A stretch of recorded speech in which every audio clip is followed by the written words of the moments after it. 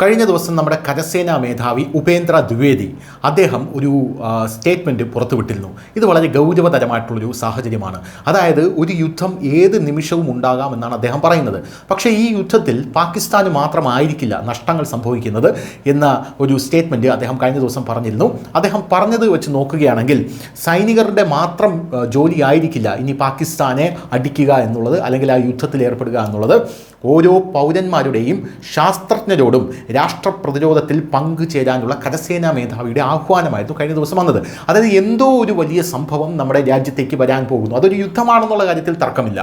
ഏത് നിമിഷവും പാകിസ്ഥാനെ നമ്മൾ ആക്രമിച്ചേക്കാം, അല്ലെങ്കിൽ പാകിസ്ഥാൻ ഇങ്ങോട്ടേക്ക് ആക്രമിച്ചേക്കാം. ചിലപ്പോൾ ഒരു അണുവായുധം തന്നെ അമേരിക്കയുടെ പിൻബലത്തോടുകൂടി പാകിസ്ഥാൻ ഇന്ത്യയിലേക്ക് അയച്ചേക്കാം, നമുക്ക് കാഷ്വാലിറ്റികൾ ഉണ്ടായേക്കാം എന്നാണ് അദ്ദേഹം പറഞ്ഞത് എന്ന് വേണം നമ്മൾ വ്യാഖ്യാനിച്ചെടുക്കാൻ.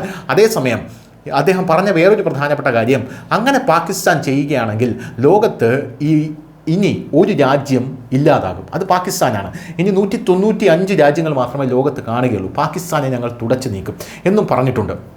ഇപ്പോഴിതാ ഒരു യുദ്ധത്തിനായിട്ടുള്ള കാഹളം ഇപ്പോൾ എങ്ങും മുഴങ്ങുന്ന കാഴ്ചയാണ് നമുക്ക് കാണാൻ സാധിക്കുന്നത്. എന്തായാലും അദ്ദേഹം പറഞ്ഞത് വെച്ച് നോക്കുകയാണെങ്കിൽ ഇന്ത്യയുടെ ഭാവി സുരക്ഷ രാജ്യം മുഴുവനും എന്ന സമീപനത്തെ ആശ്രയിച്ചിരിക്കുമെന്ന് കരസേനാ മേധാവി പറയുന്നു. അവിടെ സൈനികർ, ശാസ്ത്രജ്ഞർ, വ്യവസായികൾ, അക്കാദമിക് മേഖല, പൗരന്മാർ എന്നിവർ ഐക്യത്തോടെ പ്രവർത്തിക്കണമെന്നും അദ്ദേഹം പറയുന്നുണ്ട്. എന്തായാലും ഓഗസ്റ്റ് 4 IIT മദ്രാസിൽ ഇന്ത്യൻ ആർമി റിസർച്ച് സെല്ലിൻ്റെ ഉദ്ഘാടനത്തിന് സംസാരിക്കുമ്പോഴാണ് അദ്ദേഹം ഇക്കാര്യം പറഞ്ഞത്. കുറച്ചുകൂടെ ഡീറ്റെയിൽ ആയിട്ട് അദ്ദേഹം പറയുകയാണെങ്കിൽ അദ്ദേഹം പറഞ്ഞത്, നമ്മൾ ഇപ്പോൾ കരുതുന്ന ഒരു യുദ്ധം ഉടനെ സംഭവിച്ചേക്കാം എന്നും അദ്ദേഹം പറയുന്നുണ്ട്. അതിൽ ഇത്തവണ നമ്മളെല്ലാവരും ഒരുമിച്ചാണ് പോരാടാൻ പോകുന്നതെന്ന് അദ്ദേഹം പറയുന്നു. ഓപ്പറേഷൻ സിന്ദൂർ പോലെ ആയിരിക്കില്ല അത് എന്നാണ് അദ്ദേഹം സൂചിപ്പിക്കുന്നത്. എന്തായാലും അടുത്ത യുദ്ധമെന്ന് പറയുന്നത് ഒരു മൂവിങ് ആയിട്ടുള്ള ഒരു യുദ്ധമായിരിക്കും, എന്നാൽ മൂവ്മെൻറ്റ് തീരെ കുറവുള്ള ഒരു യുദ്ധവുമായിരിക്കും, കൂടുതൽ സാങ്കേതിക വിദ്യ ഉപയോഗിച്ചുള്ള യുദ്ധമായിരിക്കും എന്നും അദ്ദേഹം പറയുന്നുണ്ട്. എന്തായാലും അദ്ദേഹം വേറൊരു കാര്യം ഉറപ്പു തരുന്നത്, നമ്മൾ ആർമിയും നേവിയും എയർഫോഴ്സും സംയുക്തമായി പാകിസ്ഥാനെ ആക്രമിക്കും എന്നുള്ളൊരു സൂചന അദ്ദേഹം തരുന്നുണ്ട്. പക്ഷേ ഇതിൽ എടുത്തു പറയേണ്ട ഒരു കാര്യം, നമ്മുടെ ഭാഗത്തും കാഷ്വാലിറ്റികൾ ഉണ്ടാകും എന്ന് അദ്ദേഹം പറയുന്നു. പോരാത്തതിന് അദ്ദേഹം പറഞ്ഞ വേറൊരു സുപ്രധാനമായിട്ടുള്ള കാര്യമാണ് ഏറ്റവും ഇമ്പോർട്ടൻ്റായി എടുത്തു പറയേണ്ടത്. അതായത് എല്ലാ യുദ്ധങ്ങളും ത്യാഗങ്ങളിലൂടെ സംഭവിക്കുന്നു എന്നുള്ളതാണ്. ത്യാഗങ്ങളിലൂടെയാണ് യുദ്ധങ്ങൾ കടന്നു പോകുന്നത്. അതായത് യുദ്ധം ത്യാഗം വേണം യുദ്ധത്തിനെന്ന് പറയുന്നു.